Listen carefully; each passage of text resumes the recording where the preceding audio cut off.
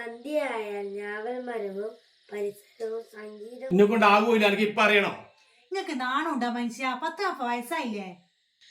ഇല്ലെന്ന് ഇത്ര നാണിക്കേ. അല്ലേലും ഞാൻ കുറച്ച് സന്തോഷിക്കുന്നത് എനിക്ക് ഇഷ്ടമല്ലല്ലോ. എന്നെ കൊണ്ട് വെറുതെ പറയിപ്പിക്കണ്ട. അല്ലേ തന്നെ മനുഷ്യടുന്ന് സൗകര്യം അടുക്കുന്നാന്ന് നേരാന്ന്. ഓഹോ, ഇപ്പൊ ഞാനാന്ന് എനിക്ക് സൗകര്യം തരാം അതല്ലേ? നീ അല്ലേലും നീ അങ്ങനെയല്ലേ പറയൂ.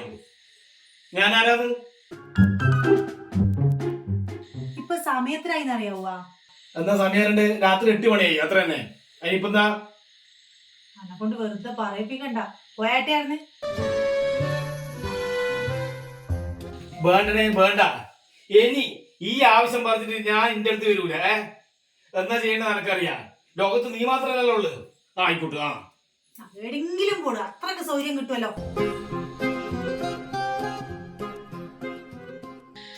അമ്മമ്മ അച്ഛനും അമ്മയും ഇങ്ങനെ അവരാണ് എന്താ കൈക്കോട്ടെ. മോൻ അങ്ങോട്ട് ശ്രദ്ധിക്കണ്ട. മോൻ പോയിട്ട് പഠിച്ചോ. പഠിക്കാനാണ്ടേ കൊച്ചുകൊണ്ട്. അല്ല മോൻ പോയി TV കണ്ടോ. അങ്ങോട്ട് ശ്രദ്ധിക്കണ്ട. അല്ല അമ്മമ്മക്കൊന്ന് പറഞ്ഞൂടെ? ഞാൻ പറഞ്ഞിട്ട് വേണം എന്നെ പേടിപ്പിക്കേ.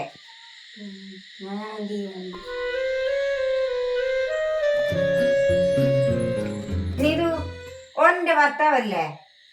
ഓന്റെ ആണല്ലേ? ഓനൊന്ന് പറയുമ്പോ നീ 2 പറയുന്നതിന്റെ അർത്ഥം എന്നാ?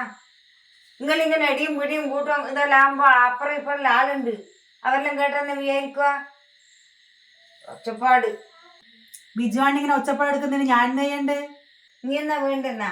ഓനെന്നാ പറയുന്നേ അതനുസരിക്കുക. അത്ര തന്നെ. അമ്മയെ എന്തറിഞ്ഞിട്ടാ നീ ഒച്ചപ്പാടാക്കുന്നേ? ഈ രാത്രി 8 മണിക്ക് ബിജുവാട്ടിനെന്നാ വേണ്ടെന്നറിയാവുക? എന്താ ഈ ഏണിയും പാമ്പും കളിച്ചിരിക്കേണ്ടിട്ടാന്ന് വിളിക്കുന്നേ. ഇതും കളിച്ചിരുന്നാൽ അടുക്കളയിലെ പണിയാരെടുക്കുക?